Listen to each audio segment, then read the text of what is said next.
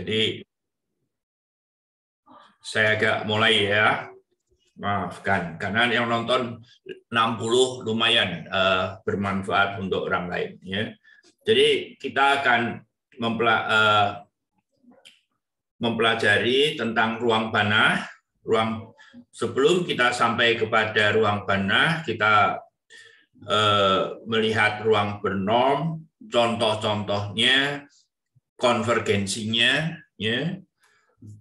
Nah, ruang bernorm itu, jadi kalau saya selalu harus punya model, ya, di dalam belajar matematik kita kalau ada sesuatu sistem kita cari yang paling sederhana, ya. Dalam hal ini mungkin juga video saya matikan saja. Model yang paling sederhana itu adalah R dengan harga mutlak. Ya, jadi harga mutlak ini bisa kita pandang sebagai norm dari R. Nah, berbeda dengan bilangan real yang langsung lapangan, di kita cukup ruang vektor saja. Ya, di ruang vektor itu bisa atas lapangan bilangan real, kompleks. Kalau kita bisa salah satu dari itu, kita sebut saja dengan menggunakan F. Ya. Nah, jadi seperti kita ketahui, di ruang vektor ini ada operasi penjumlahan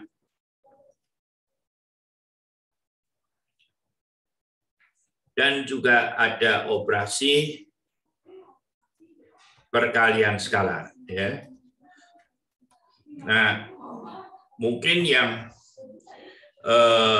ada yang sudah biasa, kalau yang mengambil aljabar cukup banyak, operasi penjumlahan itu bisa kita pandang sebagai pemetaan X ke X gitu ya. Jadi kalau ini adalah UV, maka ini biasanya UV gitu. Nah, kalau perkalian skalar, ya ini pakai titik begitu saja, itu adalah pemetaan dari lapangannya cross X ke X ya. Jadi di sini alfa X, begitu ya. Ini adalah alfa X. Nah, sifat-sifatnya saya pikir saya tidak perlu mengulangi lagi. Ya. Nah, norm ya boleh dikatakan sebagai ukuran panjang begitu. Ukuran panjang vektor. Saya beri tanda kutip. Ya. Karena ya nama less informalnya. Nah, itu juga pemetaan. Ya, pemetaan dari X sendiri selalu ke R, bukan ke lapangannya, ya, ke R. Yaitu kalau ini di sini X itu ditulis sebagai begini dengan tanda 2 agar membedakan antara harga mutlak dengan norm. Dalam beberapa hal kalau dia sangat ada banyak norm, maka biasanya diberi tanda begini. Ya. Oke. Nah, contoh yang paling sederhana seperti tadi saya sebut adalah R. Ya. Nah, yang lebih lebih agak rumit lagi sedikit yaitu R2. Ya, jadi X-nya adalah R2. Yaitu pasangan terurut X1, X2, di mana XI-nya itu, ini mungkin XJ gitu ya, karena kadang-kadang I dikompleks, J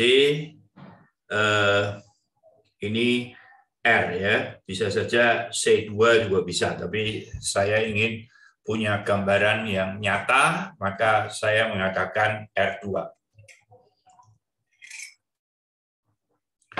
Nah, dalam hal ini dia sudah ruang vektor ya. Ini ruang vektor atas R. Nah, kita akan mendefinisikan norm. Norm dari R2 ke R. Nah, sebelum itu saya harus mendefinisikan sifat norm dulu ya. Terlalu buru-buru ingin memberi contoh. Oke. Ya, ini mungkin bisa saya tunda nanti.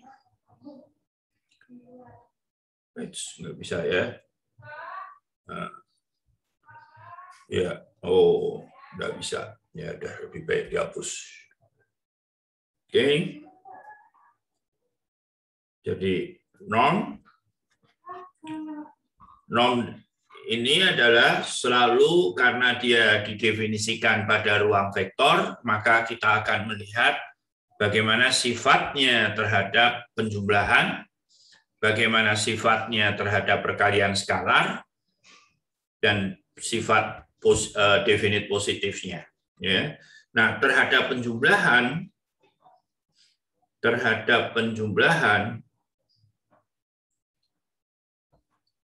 untuk setiap XY anggota X dijumlahkan dulu, baru diambil normnya, yang kita bandingkan dengan diambil masing-masing norm, baru dijumlahkan. Ya, jadi selalu kalau ada dua, bagaimana apakah bisa ditukar gitu. Ya, dalam hal ini kita semua tahu bahwa dia bentuknya adalah seperti ini. Ya, persis harga mutlak. Tidak ada sesuatu yang baru. B terhadap perkalian skalar.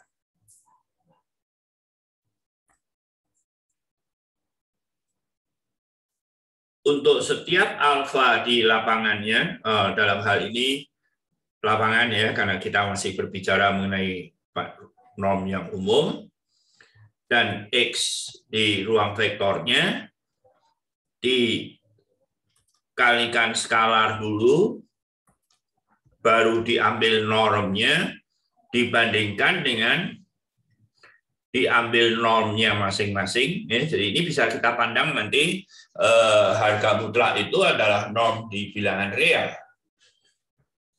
Ya, dalam hal ini sama. Dan kemudian sifat definite positifnya ya. Positif definite ya, definite positif. Ya. Oke. Yaitu apa?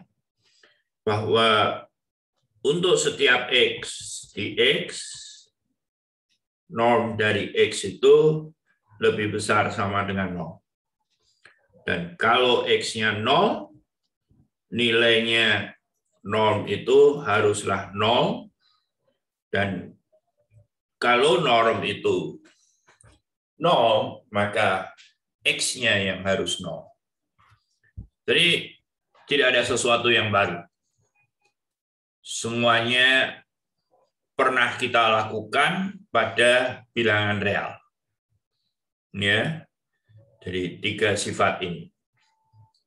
Nah, sekarang kita lihat contohnya.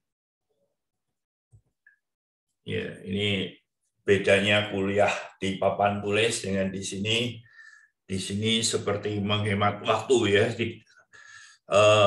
Saya akan membiasakan. Saya kalau kasih kuliah sering salah. Ya, nanti kalau ada salah dikasih di YouTube nggak apa-apa. Ya, dikasih keterangan. Apa? Menimbulkan diskusi itu bagus. Ya. Nah, contohnya di R2 yang paling tadi pernah saya tulis yaitu X1, X2, Xj-nya bilangan real saja ya, begini. J-nya dari 1 sampai 2. Ya. C sama dengan 1, 2. Oke. Oke. Nah, ini normnya bisa macam-macam. Ya. Normnya bisa macam-macam. Jadi di sini saya akan menulis X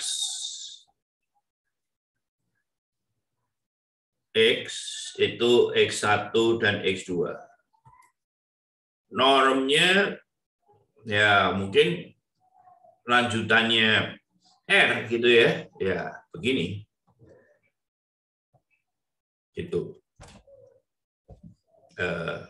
Nah, ini dikasih tanda 1. Ya. Karena Euclid atau apa itu Pythagoras itu, maka juga bisa ini normnya 2, yaitu X1 kuadrat plus X2 harga mutlak kuadrat, ya sebetulnya tidak perlu di harga mutlak ya, pangkat setengah gitu. Nah, kita nanti juga akan lebih umum ya, ini di matematik ya, selalu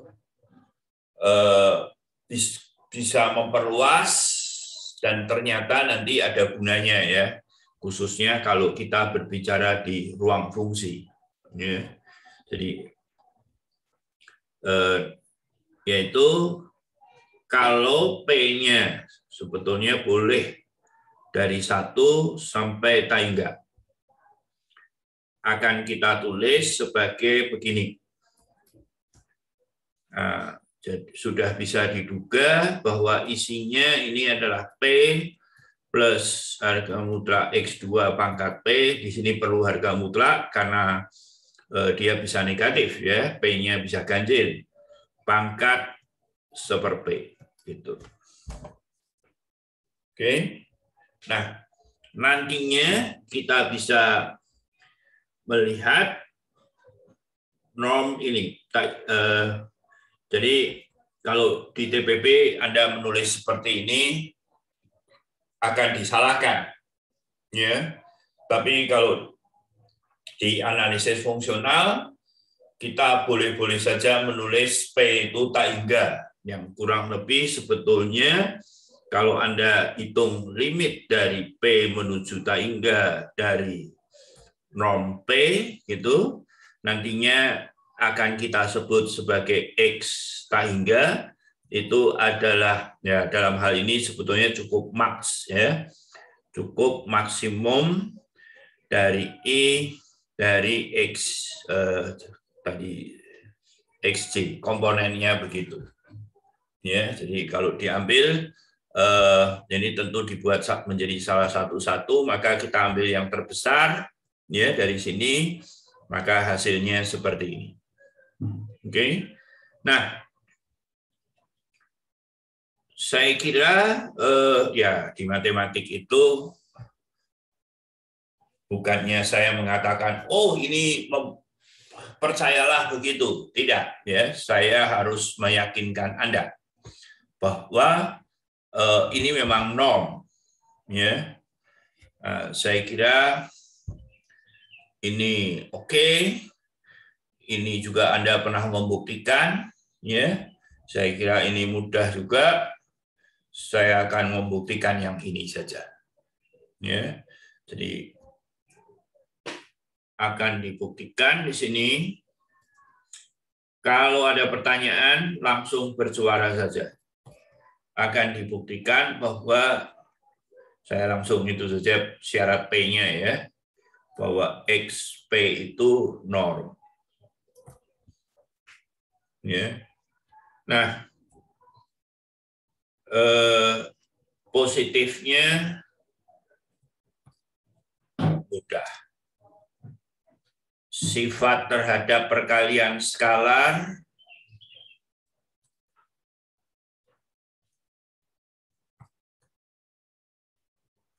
oke. Ya, kalau ada saya salah segala atau apa beritahu ya. Jadi tidak menjalar salahnya. Nah, yang perlu dibuktikan adalah X plus Y P lebih kecil norm XP plus norm YP. Jadi yang harus dibuktikan adalah pakai tanda sigma gitu. XJ plus YJ pangkat P, J dari 1 sampai 2, ya, pangkat seper P lebih kecil dari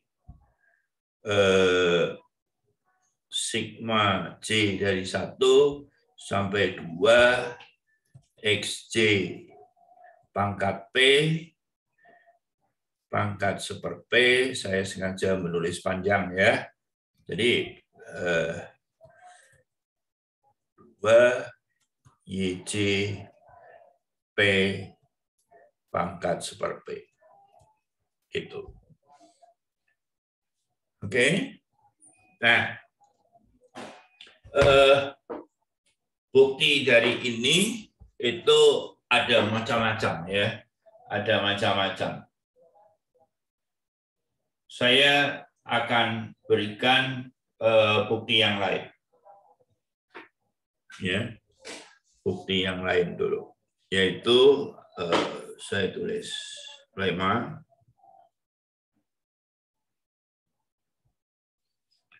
Kalau P-nya lebih besar 1, sehingga A-nya positif, B-nya positif, maka A plus B pangkat P itu adalah infimum dari T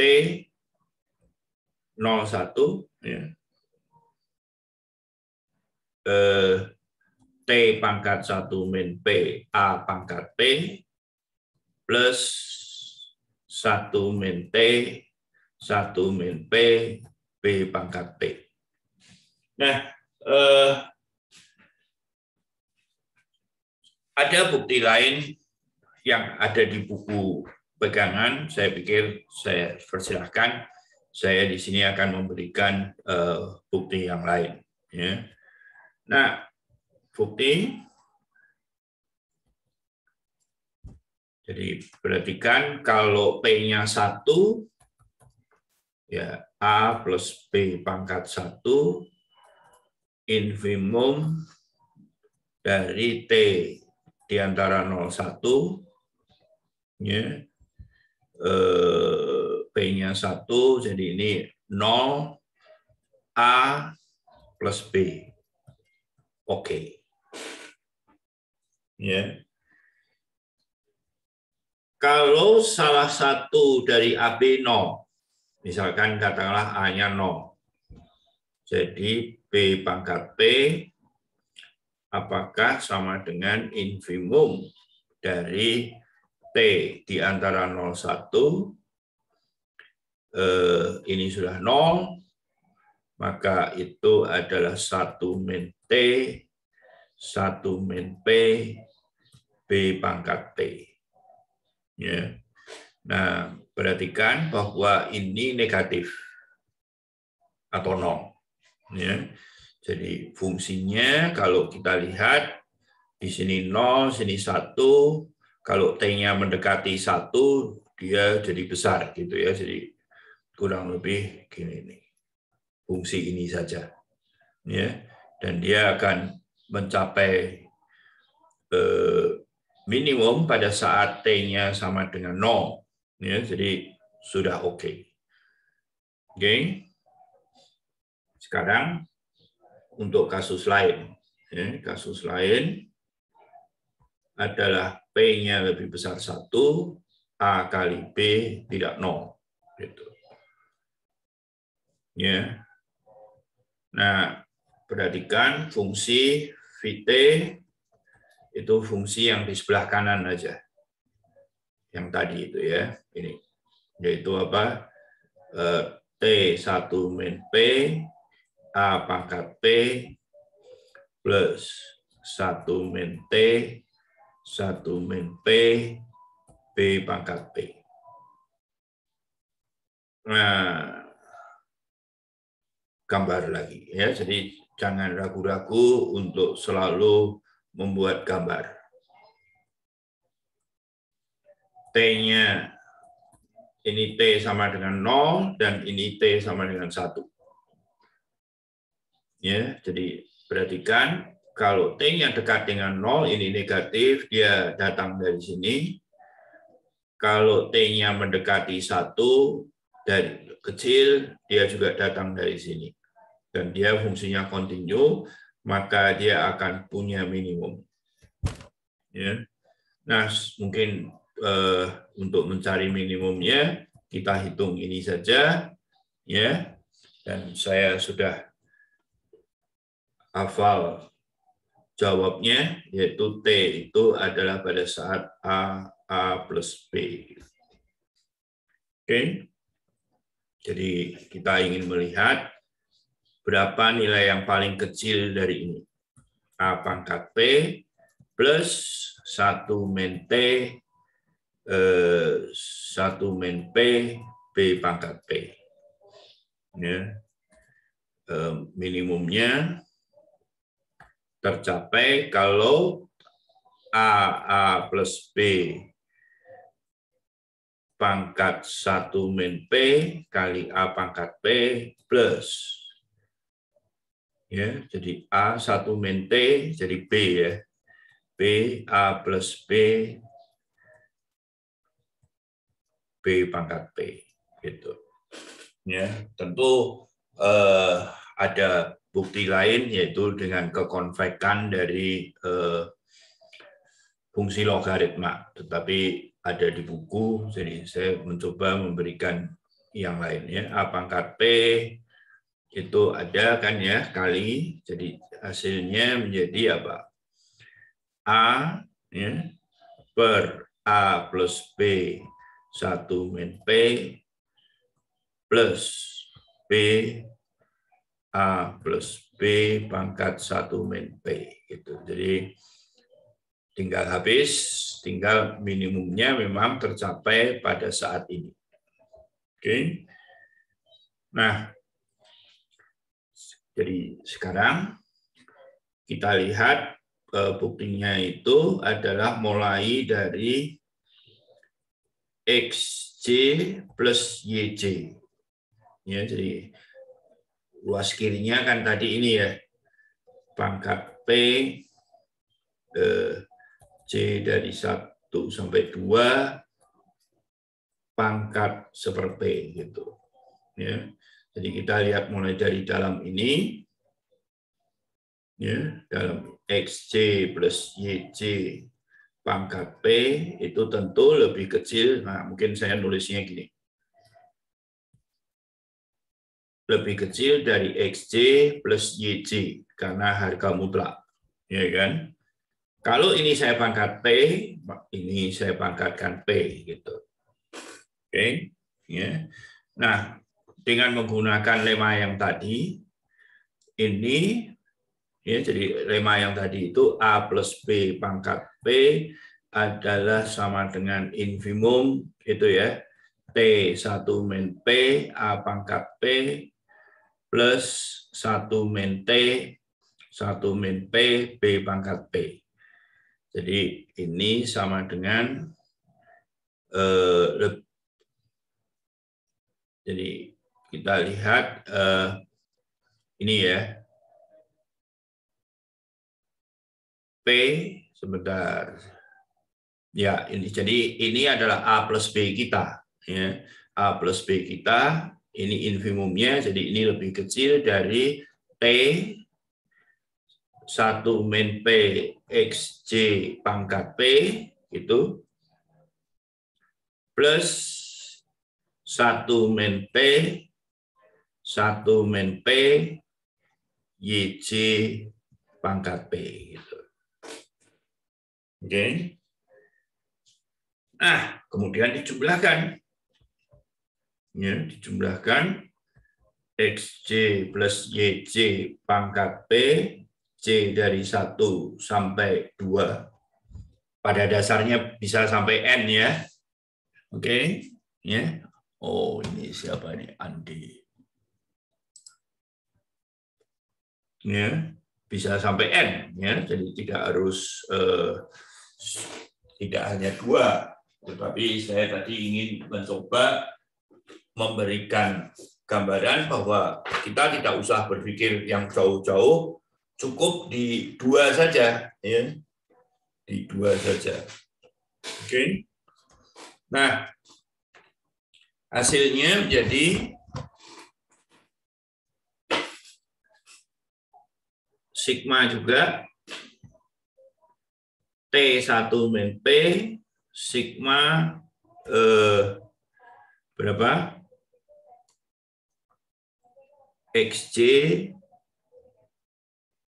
pangkat P, saya gini aja lah ya, tidak usah sampai saya tulis lebih lanjut, plus 1 min T, 1 min P, sigma dari YJ pangkat P. Gitu. Oke, ya, biar tidak salah saya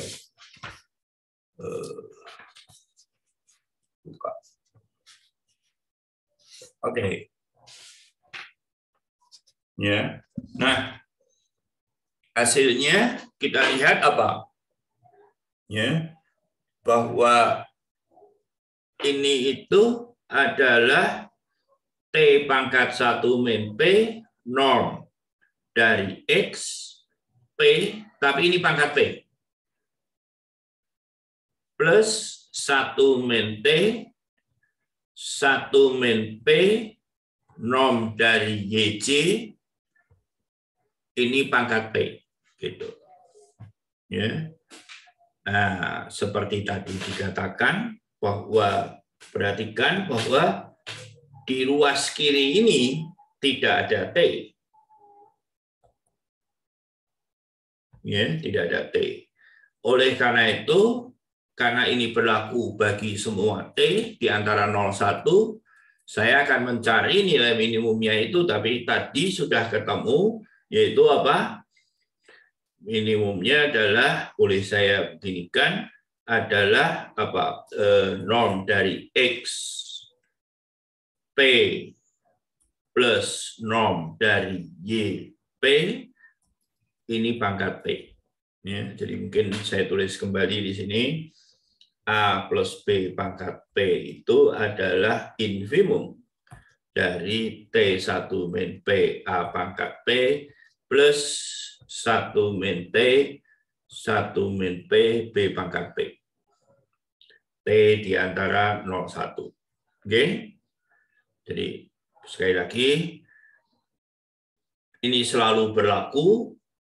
Di ruas kiri tidak ada T-nya, maka yang di sebelah kanan itu boleh diambil sekecil mungkin.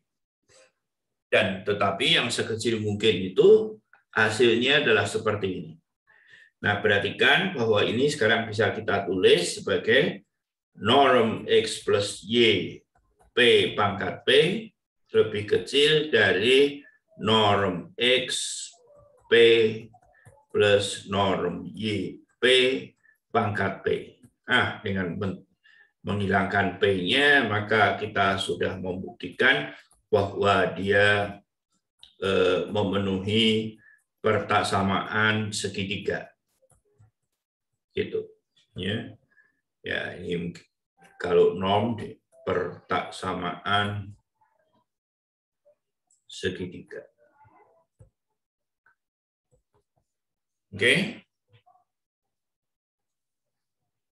Gitu. Ada pertanyaan, komentar?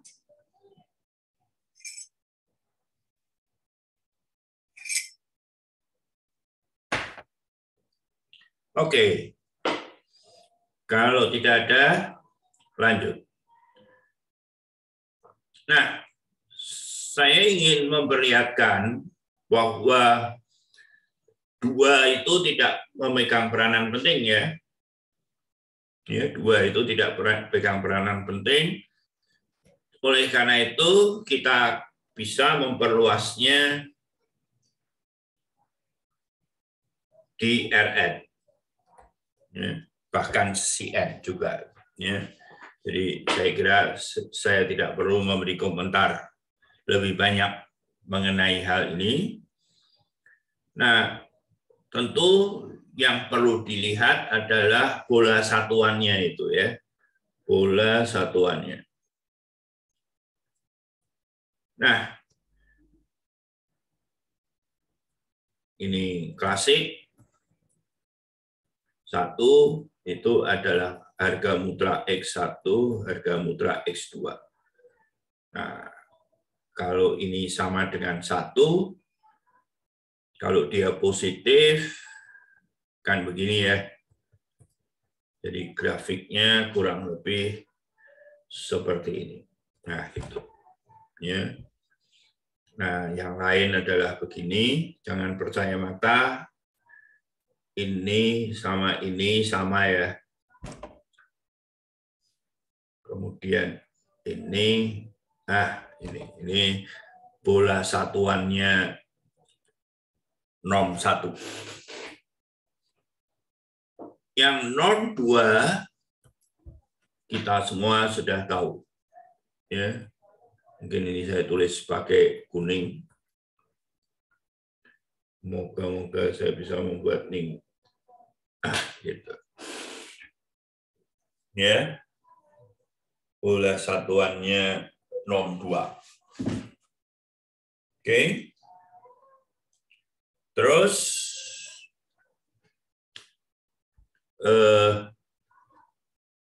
yang Taingga langsung.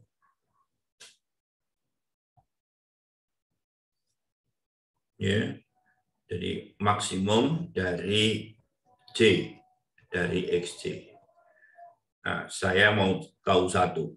Jadi artinya kalau ini sama dengan 1, berarti harus ada komponen yang sama dengan 1 ya, karena dia berhingga. Jadi bisa terjadi begini, bisa terjadi begini, bisa terjadi begini, dan ini, itu. Oke. Nah, kalau di antara 2 Taingga, bentuknya seperti apa? Kasih merah. XP dengan P-nya lebih besar dari 2.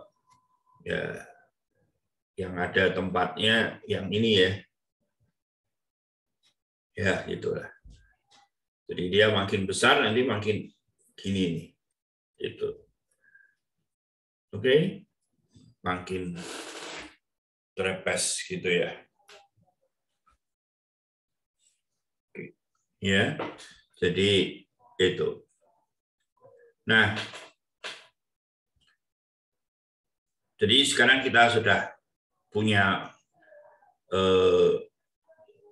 ukuran jaraknya, ya, ukuran jaraknya. Jadi nanti dengan norm itu kita bisa menggunakan jarak dari X dan Y, ya, jarak antara X dan Y, yang keduanya ada di X. Ya. Saya kira tidak ada sesuatu yang baru. Oke. Nah, yang berikutnya adalah konvergensinya. Ya, jadi di real analysis pada dasarnya itu menghampiri suatu bentuk dengan bentuk yang lain. Ya, jadi kalau di R itu kita ingin menghampiri bilangan real yang akar 21,4142 itu dengan bilangan rasional yang kurang lebih mudah di manage ya, karena desimalnya berulang atau desimalnya terpotong oleh menjadi 0 gitu. Nah, di sini konvergensi barisan ya, barisan XN. Ya. Saya sebelum barisan mungkin lebih enak yang tadi diperluas dulu aja ya. Maafkan. Ya. Jadi tadi kita punya X kita adalah X1, X2. Gitu. Sampai XN enggak masalah. Nah, kita ingin memperluas ini nih, tanpa berhenti. Ya, jadi ini adalah suatu barisan. Gitu. Ya, suatu barisan. Oke. Jadi elemennya kalau tadi adalah N pasang terurut, sekarang barisan. Nah, saya langsung mulai saja dengan barisan yang begini ya. Jadi P-nya lebih besar 1 sampai tak hingga kita ingin L kecil P. Yaitu elemen yang isinya adalah barisan. XJ-nya anggota R aja, tetapi dia punya sifat bahwa XJ pangkat P, J dari 1 sampai tak hingga itu berhingga. Gitu. Ya, saya kira Anda harus dengan cepat melihat bahwa apa contoh unsur di sini. Ya. Jadi mungkin kalau P-nya 2 itu barisan 1/n itu ada di situ ya, karena sigma dari 1/n kuadrat itu berhingga. Ya, jadi Anda bisa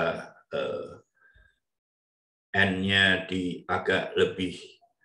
Jadi kalau 1 akar N tidak masuk ya. Akar N tidak. Ini tidak masuk di L2.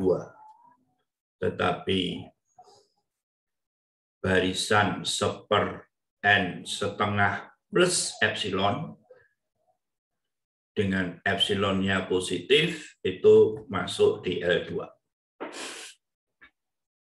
Oke. Nah, dalam hal ini kita tidak tahu apakah ini ruang vektor. Ya, jadi ruang vektornya saja perlu kita pertanyakan. Ya. Jadi apakah dia ruang vektor? Nah, yang perlu dikaji adalah apakah operasi penjumlahan itu terjadi di sini. Ya, jadi apakah kalau X, Y masuk di LP, X plus Y itu apakah masuk di LP? Kalau alfa bilangan real, ini tanda tanya, kemudian X di LP, alfa X anggota LP, ini sudah oke. Nah, yang diperlukan adalah apakah ini terjadi. Ya. Nah, kembali ke yang tadi. Ya. Jadi kita punya, saya tulis dalam bentuk sigma, C1 sampai N aja lah ya, sampai N, XJ plus YJ pangkat P, pangkat 1/P, itu lebih kecil dari J1N, XJ pangkat P, pangkat 1/P, plus sigma J dari 1 sampai N, YJ P pangkat 1/P. Gitu. Nah, kalau XY-nya masuk di LP, tentu ini lebih kecil dari C1 sampai tak hingga dari XJ pangkat P pangkat 1/P. Plus tentu ini juga ditakinggakan ya. Oke. Toh itu harga mutlak ya. Jadi pasti yang ini lebih kecil dari ini. Saya ganti yang kuning ya. Yang ini lebih kecil dari ini. untuk semua N. Ya, dengan demikian ini boleh tak terhinggakan. C1 tak hingga, XJ plus YJ, pangkat P, pangkat seper P, juga hingga. Gitu. Jadi kita sudah membuktikan, ya, jadi terbukti jika XY anggota LP, maka X plus Y itu anggota LP.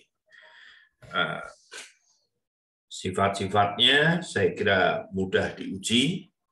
Jadi kita bisa simpulkan saja bahwa LP ini juga ruang vektor.